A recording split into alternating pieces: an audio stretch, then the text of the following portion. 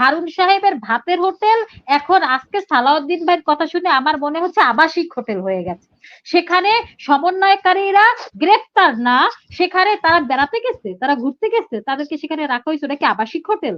এই কোঠা আন্দোলনকারীরা বাইরে নিরাপদ না, মায়ের কোলে নিরাপদ না, হারুন সাহেবের কোলে নিরাপদ, তাই আপনারা হারুন সাহেবের কোলে উঠিয়ে দিয়েছেন। কিন্তু এই কোঠা আন্দোলনকারীরাই বলেছিল আমরা অনিরাপদ বোধ করছি, কারণ প্রশাসন আমাদেরকে গ্রেফতার করতে পারে, গুম করতে পারে, ক্রস ফায়ার দিতে পারে। তাই যারা গুলি করার অর্ডার দিয়েছে তারা কি বিএনপি জামাত করে? যারা গুলি করেছে তারা কি বিএনপি জামাত করে? স্বরাষ্ট্রমন্ত্রীকে বিএনপি জামাত করে? কি প্রধানমন্ত্রীকে ছয়জন সমন্বয়কারী অতিথির মতো, তাই তাদেরকে সেবা যত্ন করছে ডিবি। এখন আপনার কাছে আমার প্রশ্ন, হারুন আজাদ ভাই, আপনি যদি কোনো পাশে অতিথি হিসেবে যান, তো সেখানে কি আপনাকে খাওয়াই দাওয়াই কি সেটা ছবি ভাইরাল করে নাকি মানুষ? যে এটা আপনি শ্বশুর বাড়ি গেলে কি আপনার শ্বশুর খাইয়ে দাইয়ে সেটার ছবি ভাইরাল করে নাকি, যে এইটার খাওয়াইলাম জামাইকে? এটা হচ্ছে এক ধরনের অভদ্রতা, এটা হচ্ছে এক ধরনের, দয়া করে আমার কথার মধ্যে কথা বলবেন না, আমি কিন্তু খুব ভালো কথা বলি না, অতএব আমাকে চটানোর চেষ্টা করবেন না। তো বিষয় হচ্ছে এটা হচ্ছে এক ধরনের অভদ্রতা, যেটা হারুন সাহেব বারবার করে যাচ্ছে। হারুন সাহেবের ভাতের হোটেল এখন আজকে সালাউদ্দিন ভাইয়ের কথা শুনে আমার মনে হচ্ছে আবাসিক হোটেল হয়ে গেছে।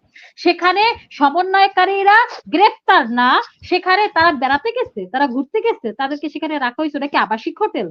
এবং সেখানে যাইয়া তাদেরকে খাওয়ানো দাওয়ানো হচ্ছে, সেই ছবি আপনারা ভাইরাল করছেন।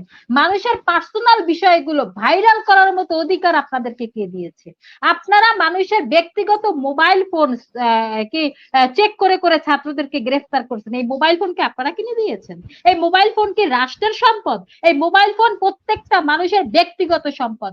ব্যক্তিগত সম্পদে আপনাকে হাত দেওয়ার মতো অধিকার কোন সংবিধান দিয়েছে, কত অনুচ্ছেদে দিছে, এটা দয়া করে আপনারা জাতির কাছে পরিষ্কার করবেন।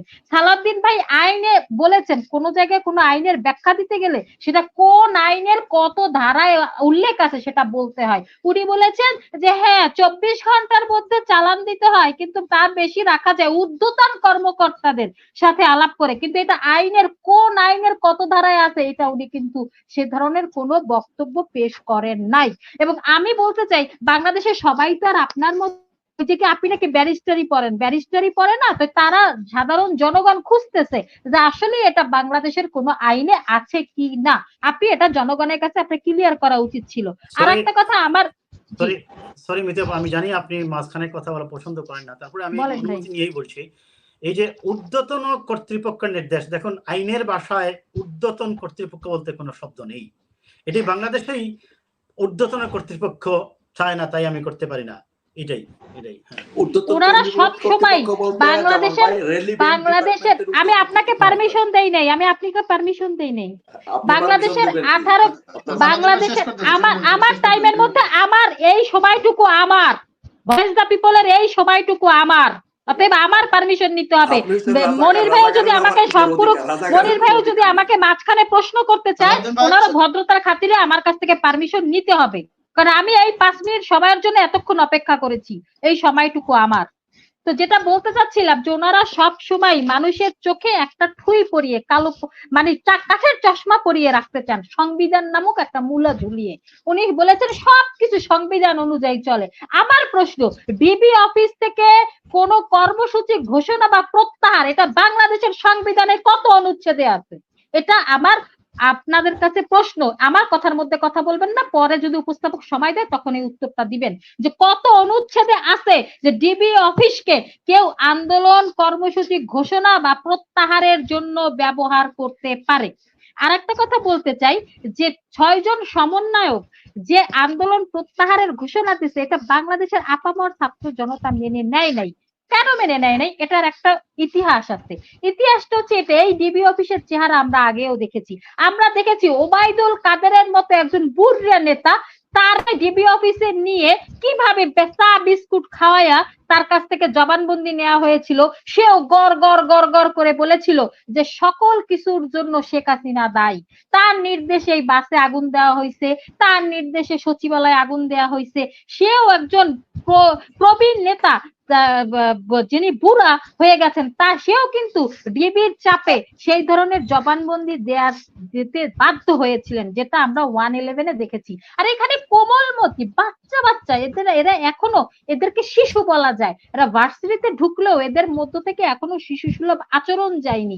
তাদেরকে আপনি ডিবি অফিসে 3 দিন রেখে তাদেরকে দিয়ে আপনি একটি প্রত্যাহারের একটা ঘোষণা দিবেন, আর সেটা আপামর জনতা মেনে নেবেন না? কারণ ডিবি অফিসকে আপনারা বোঝাতে চেয়েছেন ডিবি অফিস মায়ের কোলের চেয়েও নিরাপদ, কিন্তু না, এই কোঠা আন্দোলনকারীরা বাইরে নিরাপদ না, মায়ের কোলে নিরাপদ না, হারুন সাহেবের কোলে নিরাপদ, তাই আপনারা হারুন সাহেবের কোলে উঠিয়ে দিয়েছেন। কিন্তু এই কোঠা আন্দোলনকারীরাই বলেছিল আমরা অনিরাপদ বোধ করছি, কারণ প্রশাসন আমাদেরকে গ্রেফতার করতে পারে, গুম করতে পারে, ক্রস ফায়ার দিতে পারে। তারা কিন্তু প্রশাসনের জন্য শঙ্কা বোধ করেছে, বাংলাদেশের 18 কোটি জনগণের জন্য কিন্তু তারা ভীতু ছিল না, তারাই প্রশাসনের ভয়ে ভীত ছিল।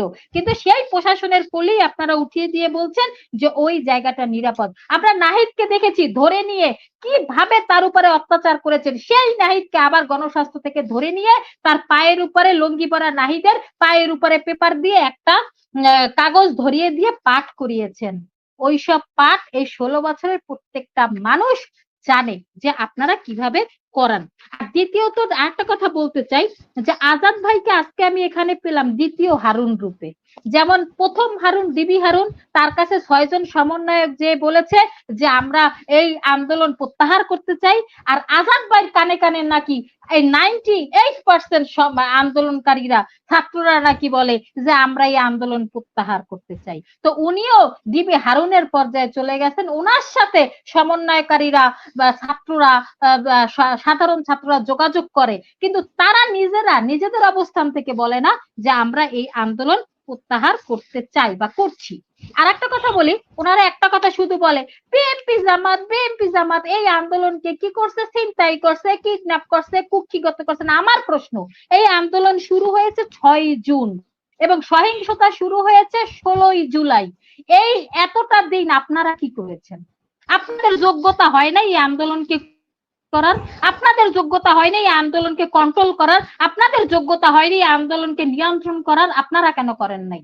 শেখ হাসিনা কেন এই আন্দোলনকে নিয়ন্ত্রণ করে নাই? কেন উনি যেভাবে 16 তারিখের পরে হাইকোর্টের শুনানিকে আগাই নিয়ে এসে শুনানি করলেন, কেন আপনারা এই 1.5 মাসের মধ্যে হাইকোর্টের সেই শুনানি ডেটকে পিছিয়ে আগাই এনে কেন আপনারা এই শুনানিটা করলেন না? কেন আপনারা সে কথা মেনে নিলেন না?